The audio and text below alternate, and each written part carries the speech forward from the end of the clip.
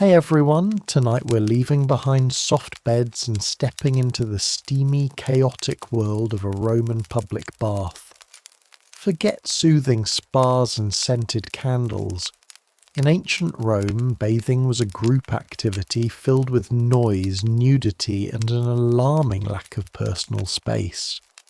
Plus the ever-present danger of athlete's foot and political debate. Imagine walking into a marble hall packed with strangers, all arguing philosophy while aggressively scraping oil and dirt off their bodies with metal blades. You're sweating, slipping, and trying to look dignified as a retired centurion critiques your back hair. Meanwhile, a poet is loudly reciting satire.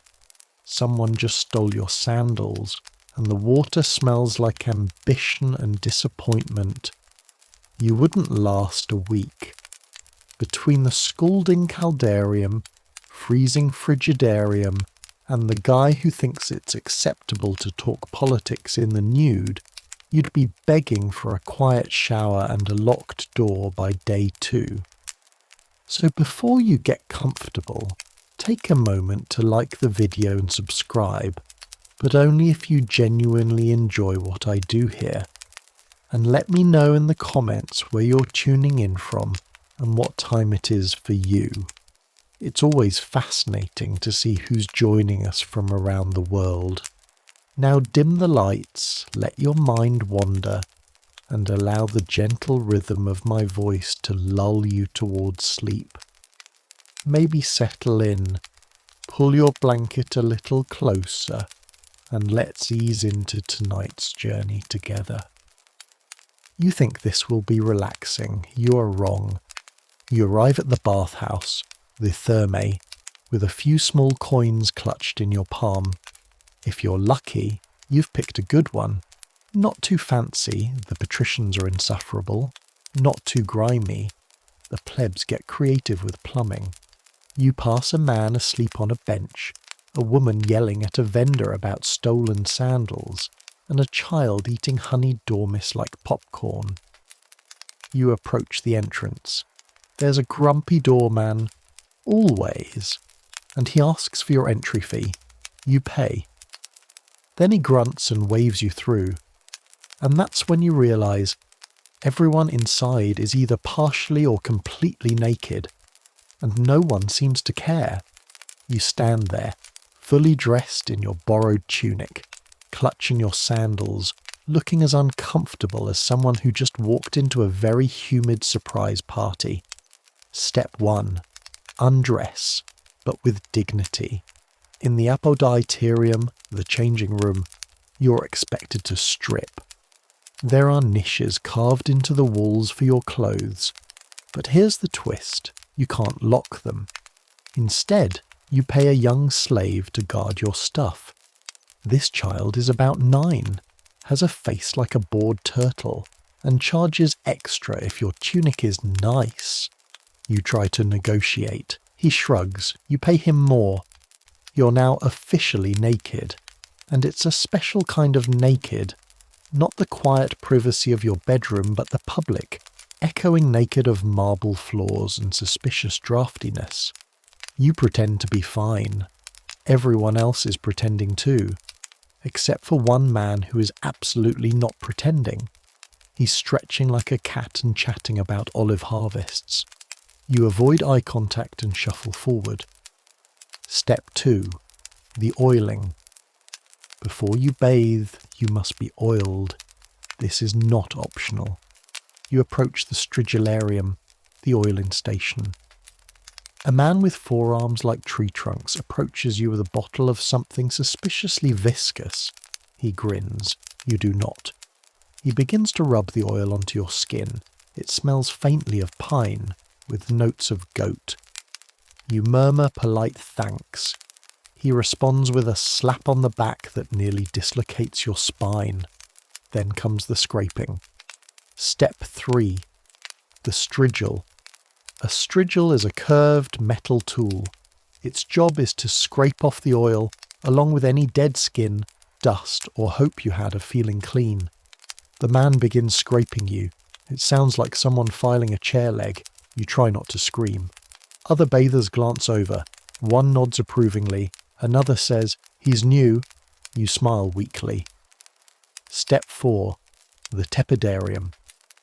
You step into the tepidarium, the warm room. It is like walking into a loaf of bread. The air is thick, moist. It smells of eucalyptus and ambition. People are lounging on marble benches, chatting lazily. Topics range from military campaigns to bowel regularity. You sit, legs crossed delicately, and pretend to enjoy the heat. A man next to you leans in. Know any good jokes about Cato? You don't. He frowns. Amateur. Step 5. The caldarium, or the steaming chamber of regret. Now you enter the caldarium, the hot room. It is very hot. No, hotter than that. The floor could cook bread. The air could melt spoons. Your eyebrows begin to question their existence. People are sitting in shallow pools of boiling water like it's perfectly normal. One man is reading a scroll, another is humming. You tiptoe into the water. It is not so much soothing as confrontational. You ease in, slowly, then faster. Then you sit. Then you notice something horrible. There are no time limits. You could be here for hours, days, eternity. No one is timing this. And you, the new person, are expected to keep up. Someone hands you a small wooden spoon. Scrub your back, they say. You do. It makes no difference. Step 6. Philosophical nudity. Someone starts a discussion on Stoicism. You try to contribute. You quote Epictetus, but accidentally refer to him as a softy. Everyone stares. Then someone tells a story about a senator who died from staying in the caldarium too long. He believed sweat was holy, they say. You nod like you understand. Your fingers are now raisins. Your vision is slightly blurry. A man nearby is snoring gently. Another is chanting. You wonder if you'll ever feel dry again. Then someone says the words you've been waiting for. Frigidarium time. You stand, or attempt to, and stagger out. Your legs have ceased to believe in you. You have just survived the caldarium. Your skin feels like it's been boiled into something resembling an old scroll. Your hair is damp in the way that only intense humidity can achieve. Limp, accusatory, and slightly resentful. Every pore on your body is open. Your soul has left the building. And now you are told, with the same casual tone someone might use to suggest tea, that it's time for the frigidarium. You misunderstand the name. You think frigidarium means something gentle, cooling, maybe refreshing. Oh no. Step 7. The frigidarium, aka your body says no. The frigidarium is the cold room. That's it. That's the whole idea. It's a marble chamber with a plunge pool full of melted glacier emotions. Romans believed this part was good for circulation, also possibly for penance. You stand at the edge. The water glistens like a mirror, a very unfriendly mirror, the kind that ruins birthdays. A man with an alarming amount of chest hair dives in. He resurfaces like Neptune reborn. Invigorating, he shouts. You lower yourself slowly. So slowly it stops being graceful and becomes something more like surrender. The water is a betrayal, a frosty ancient betrayal. Every inch of you screams. Your lungs forget how to breathe. Your knees negotiate an exit strategy. But you're in. A slave tosses you a sponge. It lands on your shoulder like a slap from a disappointed parent. You scrub. Somewhere in the distance a flute plays. You do not forgive it. Step 8. The pop-up wrestling match. You've just climbed out of the frigidarium, trembling like a leaf that's been yelled at when you hear someone shout, "Luctatio!" You don't know what this means, but a small circle of spectators is forming. This is never a good sign. A wiry man with oiled arms points at you. He looks like a sunburnt panther. You point to yourself as if to say, "Me?" He nods. The crowd cheers. You're now in a surprise wrestling match.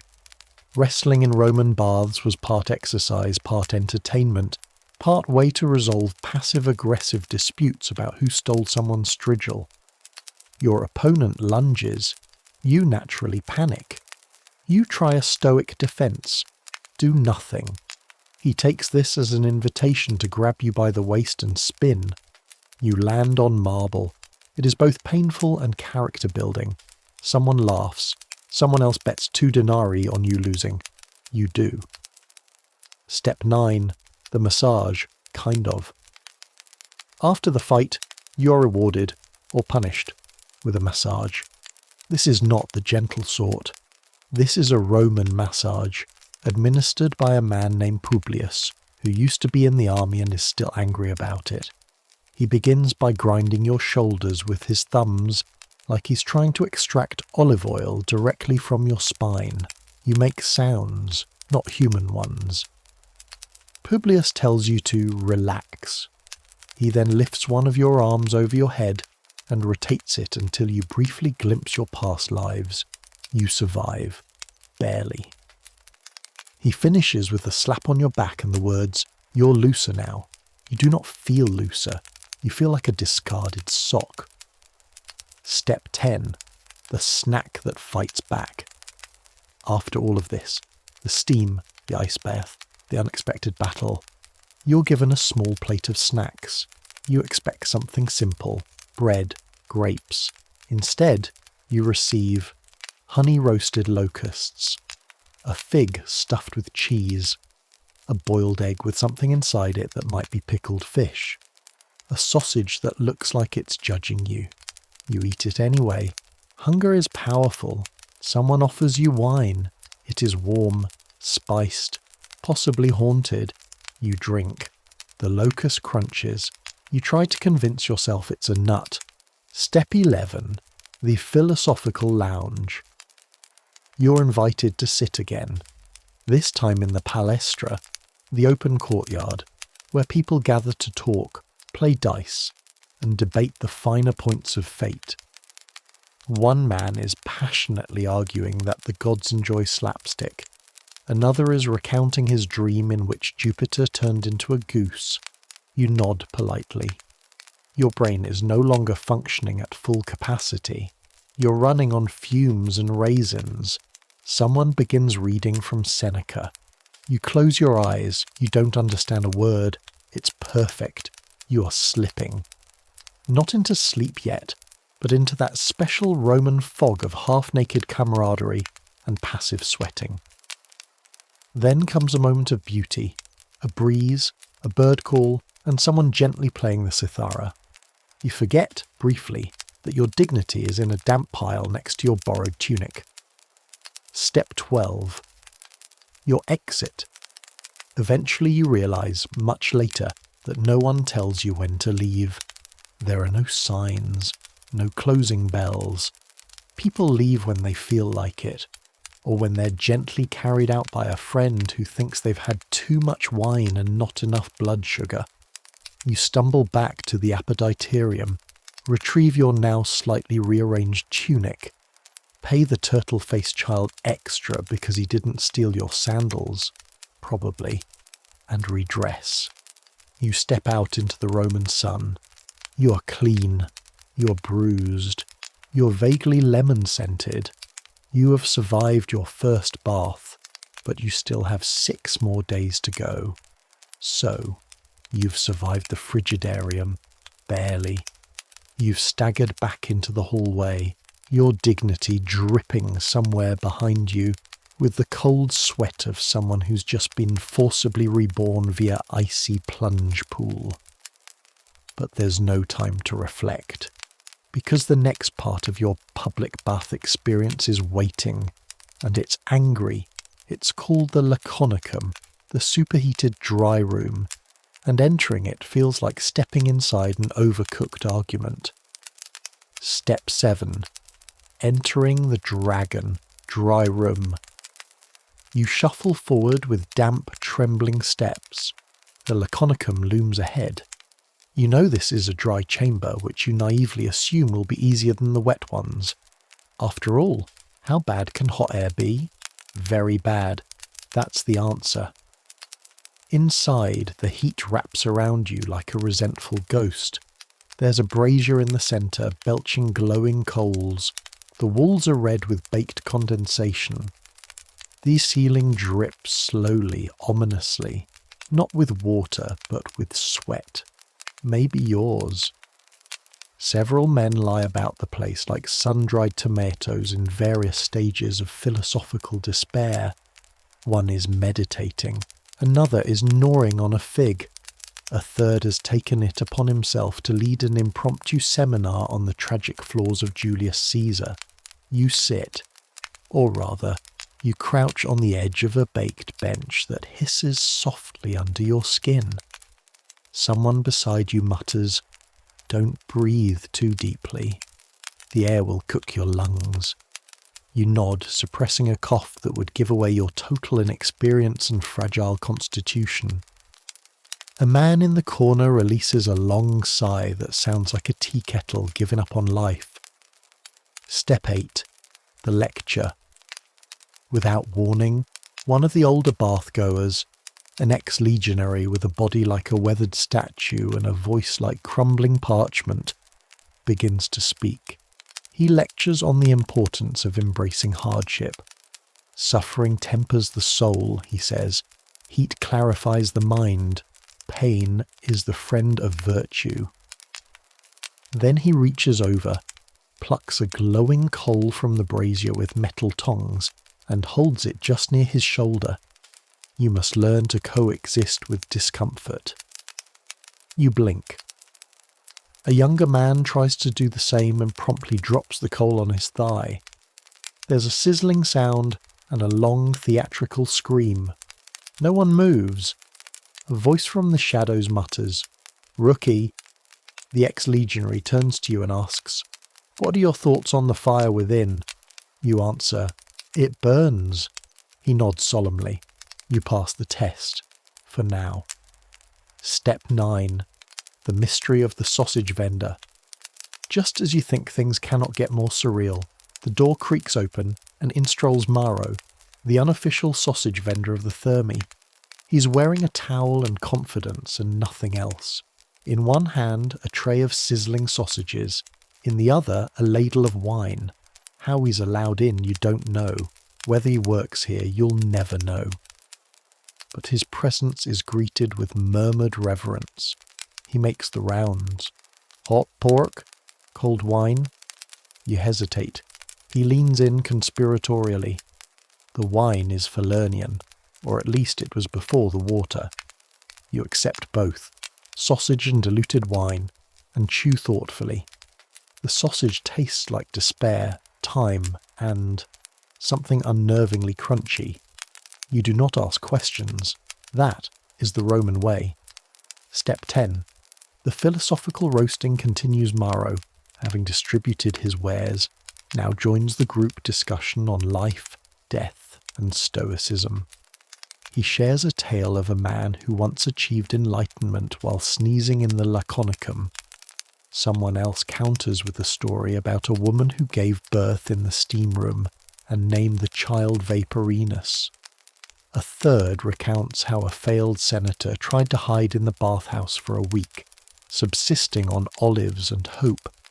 He was found and made a public example, not for hiding, but for mixing up his soap with someone else's. The tone turns darker. Someone mentions the fire of AD 64 and how many bathhouses were lost. Someone else mutters about how Nero probably built them to be flammable. More drama that way. A man named Lucius begins sobbing gently into a tile wall. You sip your watery wine and stare into the brazier, pondering your choices. Somewhere in the corner a group begins singing. You do not recognize the language, but it sounds vaguely threatening. Step 11. The Game of Bones. As if the dry heat wasn't enough, someone produces a small bag and spills its contents onto the floor. Knucklebones, a popular Roman game, somewhere between jacks and light gambling. The stakes, undefined, the energy, aggressively competitive. You are invited, no, summoned, to play. You fumble your first toss. The bones scatter. One bounces off an old man's shin. He glares. You apologise. He grunts and says, "We've seen worse." You lose. Spectacularly. Your punishment? A brief stint as the towel fetcher for the next 3 rounds.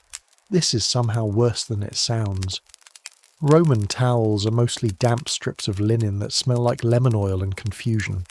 You fetch. You fold. You endure. Step 12. Escape from the dry room. Eventually, your time in the Laconicum ends not by decision but by delirium. Your vision swims. Your thoughts are fuzzy. You suspect you've been partially cooked. Someone waves a fig under your nose. You awaken on a bench, face down, partially wrapped in your own towel. Time for the unctorium, someone says. You nod. You have no idea what that means, but you rise shakily because resisting is no longer an option.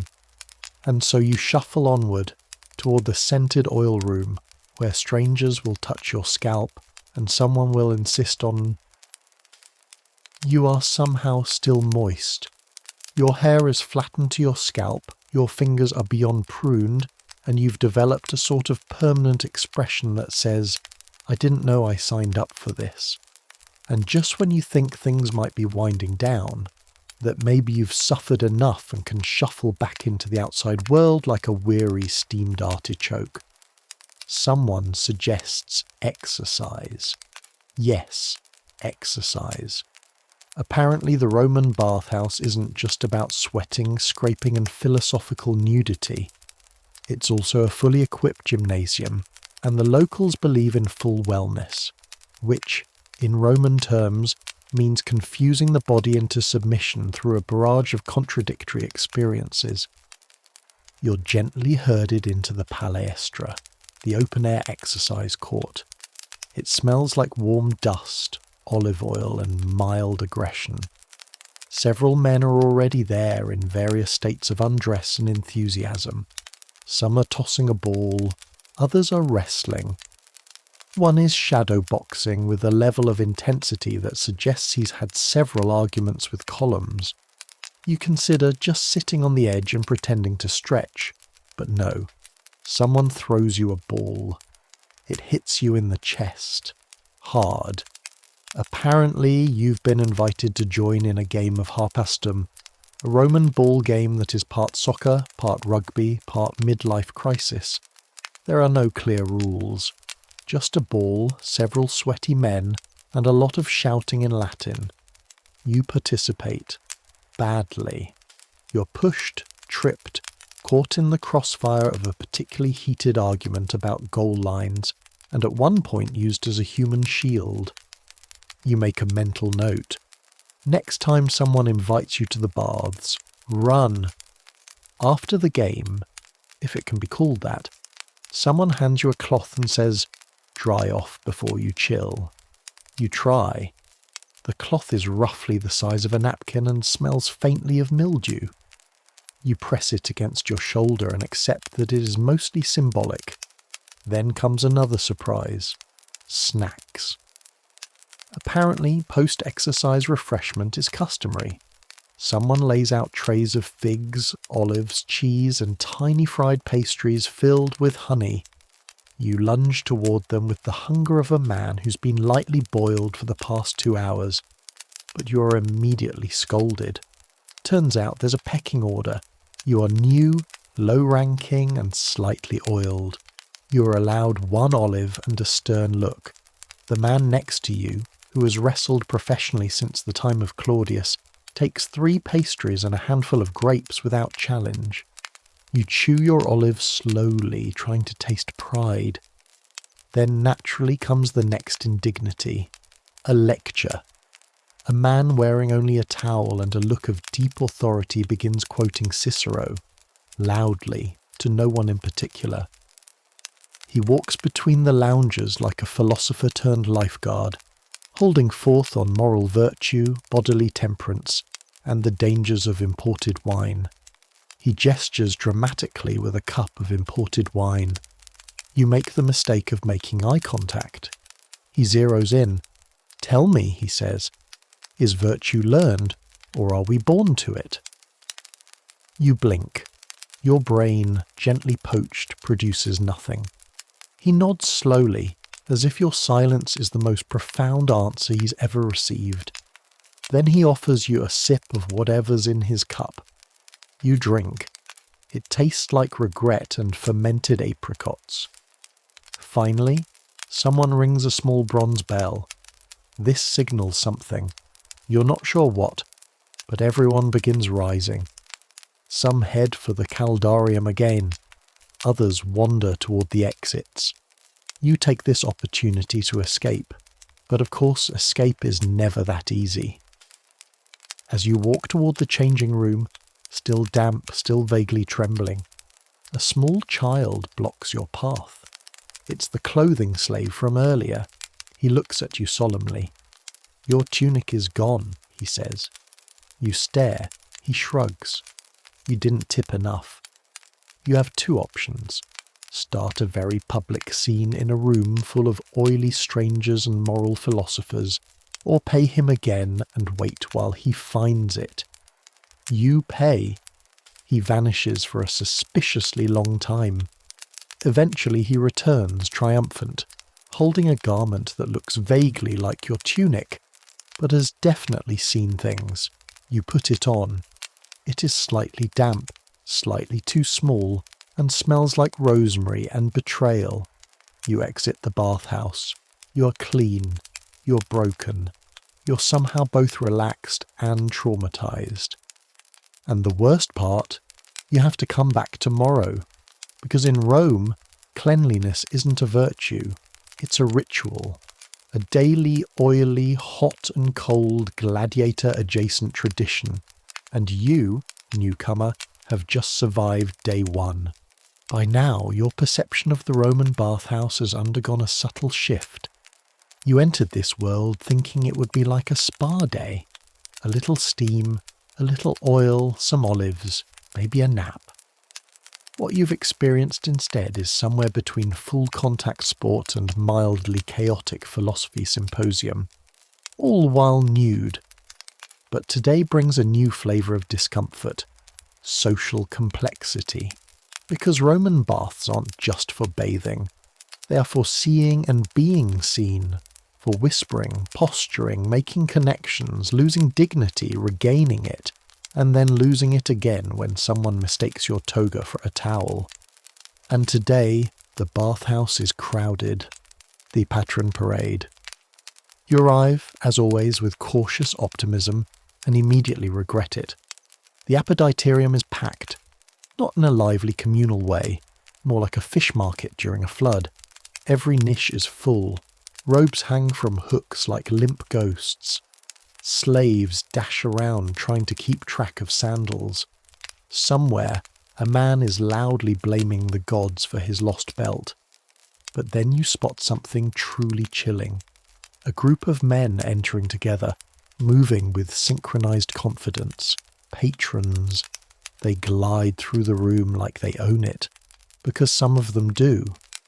These are powerful men, senators, wealthy merchants, retired generals with too much time and too few boundaries. They are impeccably groomed. Their slaves carry scented oils in silver flasks. One even has a personal bard. They do not speak to you. Instead, they establish dominance by reclining in prime steam room real estate, talking about property taxes, war elephants, and the new aqueduct like it's all perfectly normal. You, of course, have nowhere to sit. You hover awkwardly near a dripping pillar and pretend to be thinking deep thoughts. Bathhouse clicks. Yes, clicks. Even here. There's the group of young orators who quote Virgil before every dip into the Caldarium. There's the military retirees who take cold plunges like it's a form of penance. There's the amateur philosophers who argue loudly while being massaged. And then there's the unclassifiable man. Every bathhouse has one. He doesn't work, doesn't bathe, doesn't leave. He's just there, always, smiling mysteriously. Possibly a god, or possibly just very, very committed to the bathhouse lifestyle. You try to join a conversation near the tepidarium. You offer a joke about Cicero's hairline. Silence. Someone coughs. You retreat.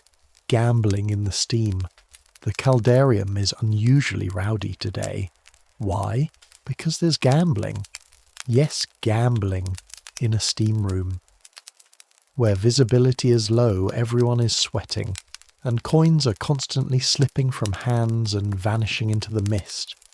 A group of older men sit cross-legged in the fog, playing a dice game called Alea. They slap tiles on the floor, shout accusations, and occasionally consult a suspiciously alert parrot. You try to observe discreetly. You are not discreet.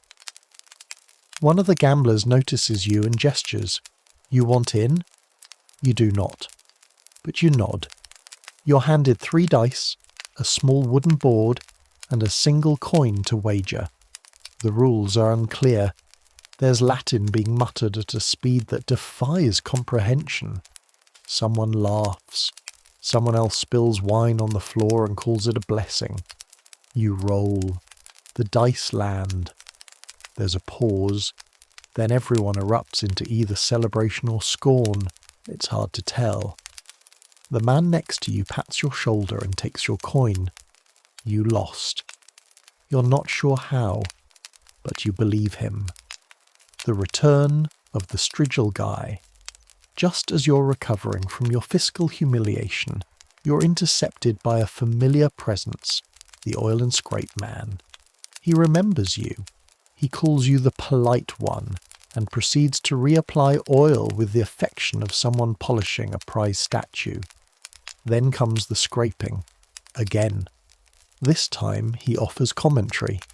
Bit dry on the elbows, he says, as if discussing fine pottery. Back's improved, though. You don't know whether to thank him or file a complaint. Mid-bath entertainment. And now, of course, it's time for entertainment. A lyre player sets up near the frigidarium. He begins playing something slow, mournful, and deeply off-key. A poet stands beside him and reads an ode to his dead parrot. It is 14 stanzas long. The parrot's name was Aurelius. You cry a little, though you're not sure if it's from emotion or the hot steam. Then a juggler takes the stage. He's not very good. He drops a flaming torch. A slave puts it out with a damp tunic. The audience claps politely as is custom. You sit on the edge of a cold pool, watching the spectacle unfold, wondering if you've crossed some threshold into a kind of oily purgatory. Unexpected politics. A man sits next to you. He's older, wearing more jewellery than seems safe for a wet environment. He leans in. You from around here? You nod. You vote? You blink. He launches into a full campaign speech. Loud, passionate, involving a lot of gesturing, all while a teenage slave is braiding his hair. He tells you he's running for quaestor and believes in honest grain and harder soap. You nod again. He hands you a small wax tablet with his name on it. For when you go to the forum, you accept it. The tablet promptly melts in your hand, and with that we've reached the halfway point. You've been scrubbed, sweated, stripped, fed, insulted, propositioned, mildly conned, and politically courted. And you still have 2 more days to go. You've survived. Or at least you're still conscious, which is more than can be said for the man currently face down in a cold plunge, softly mumbling lines from Ovid. It's been 6 days of oil, steam, shouting, lectures, gambling, nudity, back scrubbing, impromptu poetry, and uninvited philosophy. And yet, here you are, standing, barely, in the atrium of the bathhouse, towel askew, dignity somewhere in the lost and found, and one final day ahead of you. Let's make it count. The singing dentist. You wake up with a sore jaw. This is not entirely surprising. Yesterday's medicinal honey nut paste turned out to be mostly vinegar and sand. Your teeth ache. You mention this to a bather nearby. He winces in sympathy and says, "You need the singing dentist." You don't want the singing dentist. You want sleep and a time machine. But it's too late. You've been scheduled. He arrives during your second oiling. He is small, bald, and terrifyingly cheerful. He wears a necklace made of what you desperately hope are fake teeth. He sings. Loudly. In Greek. He also wields a pair of iron tongs and a chisel. His assistant hums harmony. You sit in a folding chair that's visibly shaking. He examines your mouth, slaps your cheek like it's made of marble, and sings a song about releasing the demons of decay. Then he extracts something. You scream. He sings louder. When it's over, he bows. You pay him with a coin and a portion of your soul. Bathhouse gossip rings. You stagger into the tepidarium holding your jaw and your trauma. You sit and listen. Because the gossip here is a performance art. Two matrons are discussing a senator's very suspicious rash. Three old men debate whether their neighbour's son is actually his own. A young woman claims she saw a Vestal Virgin buy a meat pie. Scandal. Someone accuses someone else of having fake imported olive oil. There's a gasp. You try to contribute. You mention something you overheard about a merchant's wine being cut with river water. Everyone stares at you. Then they nod in approval. You've been accepted. The group shifts to make space. Someone hands you a fig. You've levelled up. A healing ritual. You didn't consent to a man in a green tunic approaches. He says he's a healer. You say you're fine. He shakes his head and points to your aura. You don't have an aura. He disagrees. Before you can respond, he's brushing your shoulders with laurel leaves and muttering something about Venus's balance. You try to leave. He blocks the door. You're sprinkled with water, tapped with a bone, and told to exhale your urban toxins. You exhale everything. He finishes with a kiss on your forehead and a whispered warning. Avoid pomegranates on odd-numbered days. You do not ask questions. A philosophical intervention. Later, in the Caldarium, you find yourself surrounded by three men who all look like they teach ethics badly. They've decided you are conflicted. You say you're just tired. They insist on helping. They take turns quoting Seneca at you. One pokes you gently and says, "You are the architect of your own bath." Another hands you a wax tablet and says, "Draw your moral boundaries." You draw a loaf of bread. They nod solemnly. It becomes discussion on hunger, free will, and imperial grain corruption. You mostly just sweat and try to disappear. But by the end, they pat you on the back and call you a thinker. You're not sure whether to feel proud or deeply concerned. A massage. You didn't ask for you. Lie down on a warm bench to rest. A man appears. You did not request him. He begins massaging your feet. You try to object, but he shushes you. "Let the tension evaporate," he whispers. It does not. It doubles. His hands are powerful. Too powerful. Your toes now feel both reborn and slightly divorced from your body. He tells you your posture is angry. You apologize. He cracks your back like a walnut and vanishes into the mist. You sit up. Everything is in the wrong place, but somehow better. The frigidarium. One last plunge. This is it. The final step. The ultimate shock. The cold plunge. You've been putting it off, avoiding it, dreading it. But now you walk. The frigidarium waits. A massive pool of freezing water Fed by mountain springs and the tears of overconfident bathers, you approach, you breathe, you leap, and then your soul leaves your body. The cold is immediate, total, unforgiving. You become pure sensation. Your ancestors feel it.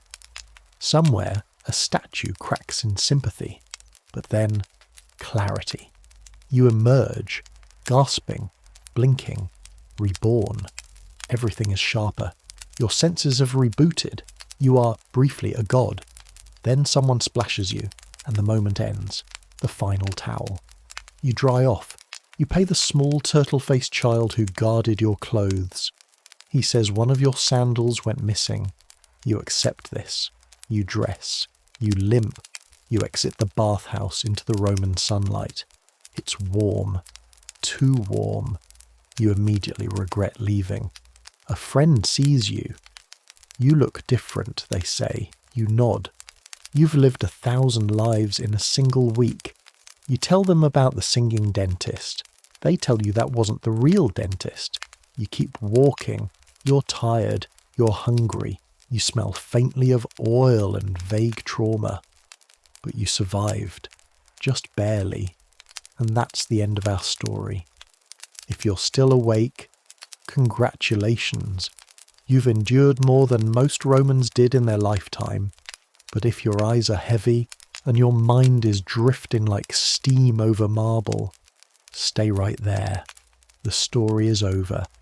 Let the quiet settle in. And if you're still not asleep, here comes the sound of soft Roman rain. The kind that drums gently against tiled roofs and carries away all the olive oil, embarrassment and unsolicited philosophy of the day. Good night.